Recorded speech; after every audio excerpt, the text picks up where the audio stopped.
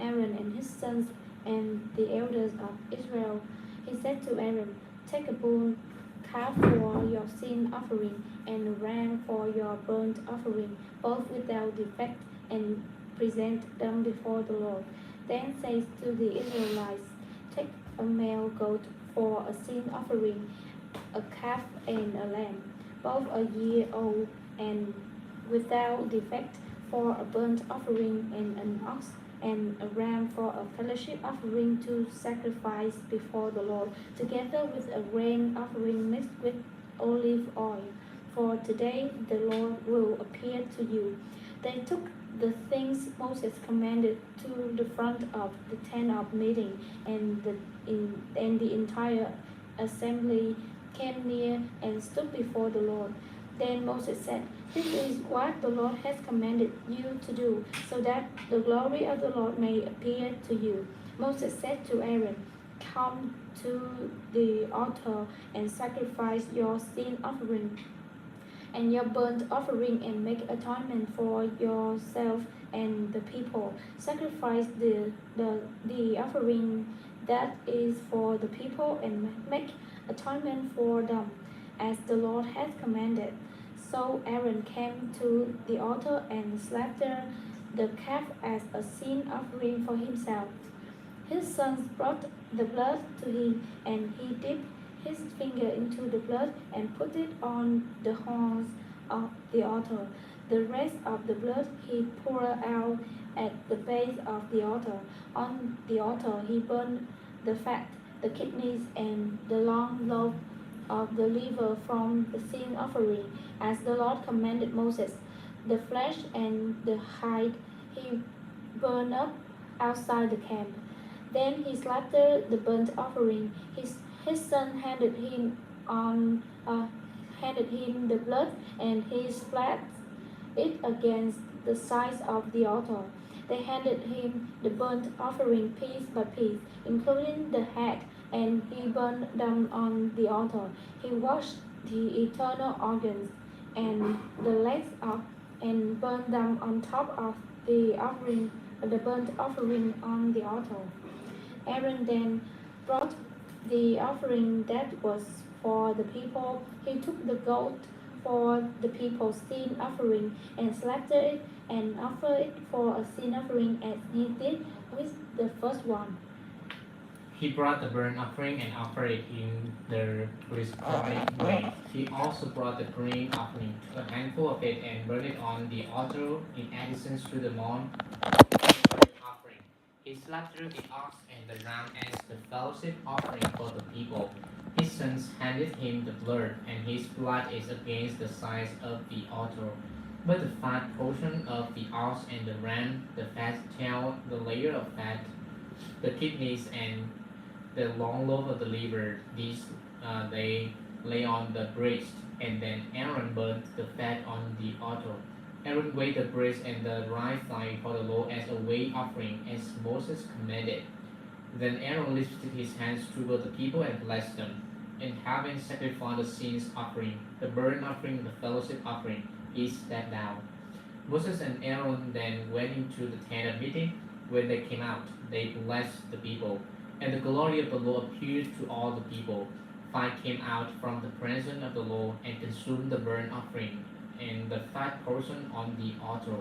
And when all the people saw it, they shouted for joy and fell face down. Chapter 10. The death of Nadab and Abihu.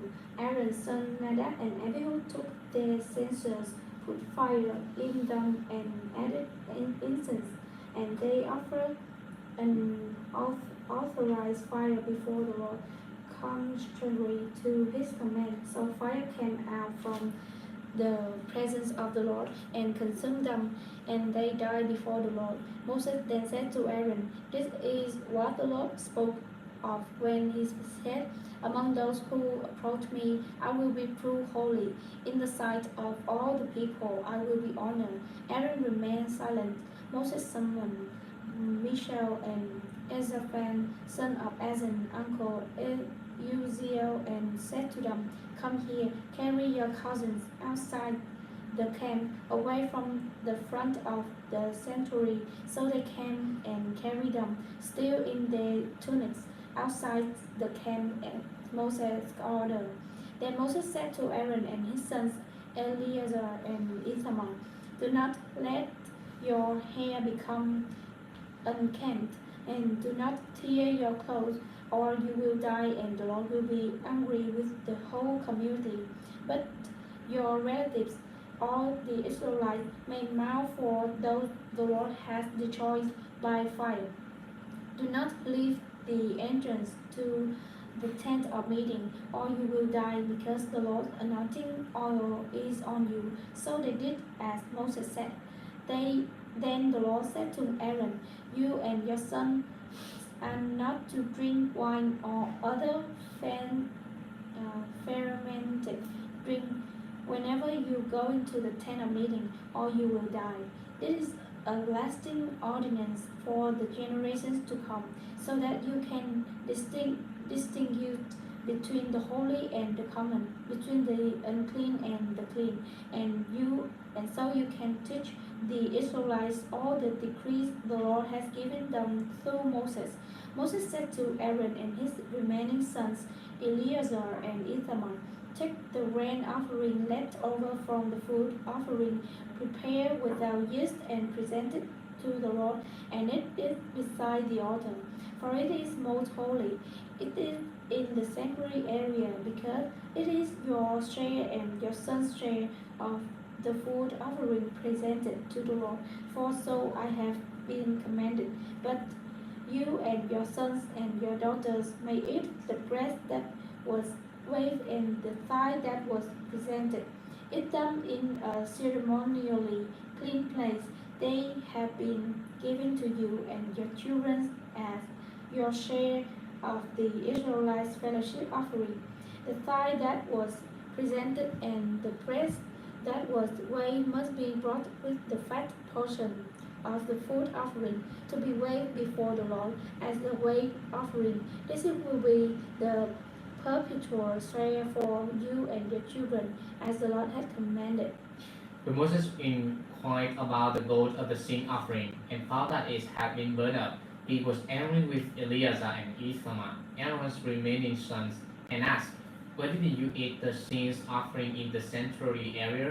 It is the most holy.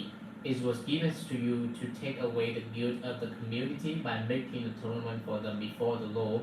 Since its blood was not taken into the holy place, you should have eaten the goat in the sanctuary area, as I commanded."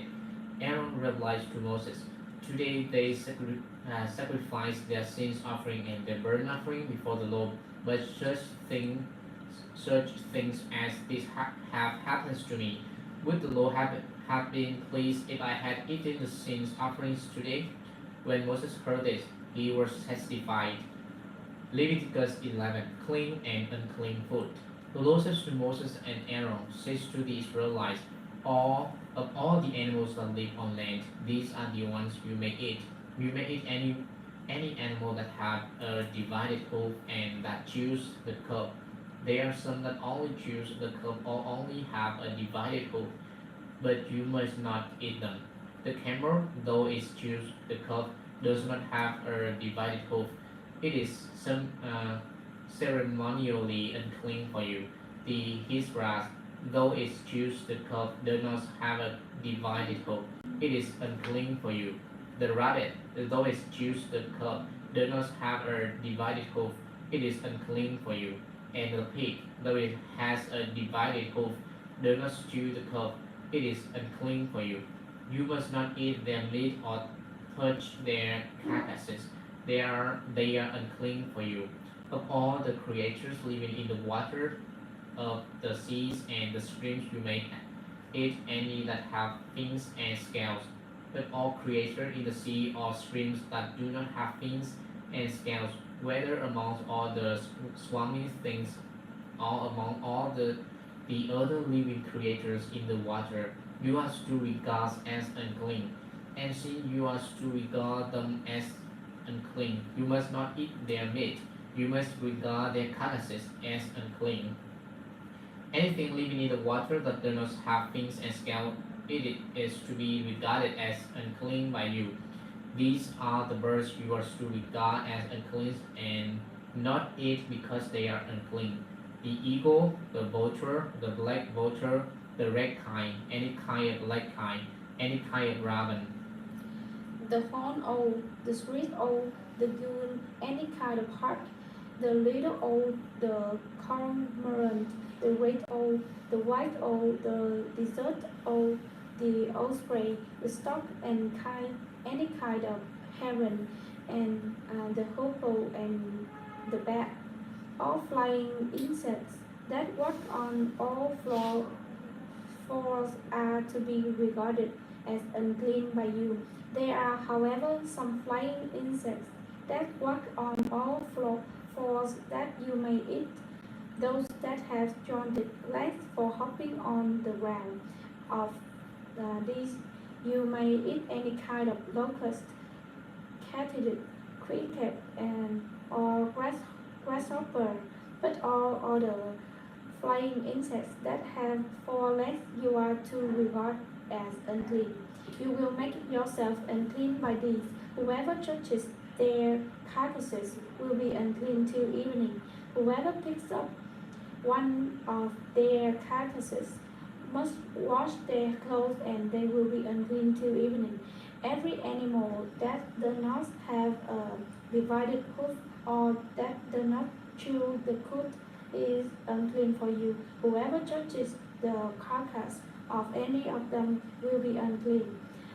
Of all the animals that walk on all fours, those that walk on their paws are unclean for you. Whoever touches their carcasses will be unclean till evening. Anyone who picks up their carcasses must wash their clothes, and they will be unclean till evening. These animals are unclean for you. Of the animals that move along the ground, these are unclean for you. The the vessel, the rat, any kind of great lizard, the gecko, the monitor lizard, the wall lizard, the skin, and the chameleon. Of those that move along the ground, these are clean for you. Whoever touches them when they are dead will be unclean till evening. When one of them dies and falls on something, but a title, whatever it used, will be unclean, whether it is made of wood, cloth, hide, or sackcloth. Put it in water, it will be unclean till evening, and then it will be clean. If one of them falls into a clay pot, everything in it will be unclean, and you must break the pot.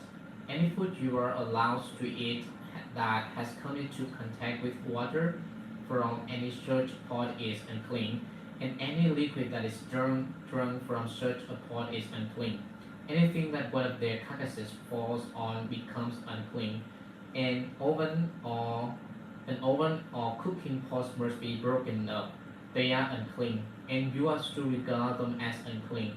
A spring, however, or a cistern for collecting water remains clean, but anyone who touches one of these carcasses is unclean. If a carcass falls on any seeds that are to be planted, they remain clean. But if water has been put on the seed and a carcass falls on it, it is unclean for you. If an animal that you are allowed to eat dies, anyone who touches its carcass will be unclean to evening. Anyone who eats some of its carcass must wash their clothes, and they will be unclean till evening. Anyone who picks up the carcass must wash their clothes, and they will be unclean till evening. Every creature that moves along the ground is to be regarded as unclean. It is not to be eaten. You are not to eat any creature that moves along the ground, whether it moves on its belly or walks on a fours or on many feet. It is unclean. Do not defile yourselves by any of these creatures. Do not make yourself unclean by means of them and be made unclean by them. I am the Lord your God. Consecrate yourself and be holy, because I am holy. Do not make yourself unclean by any creature that moves along the ground. I am the Lord who brought you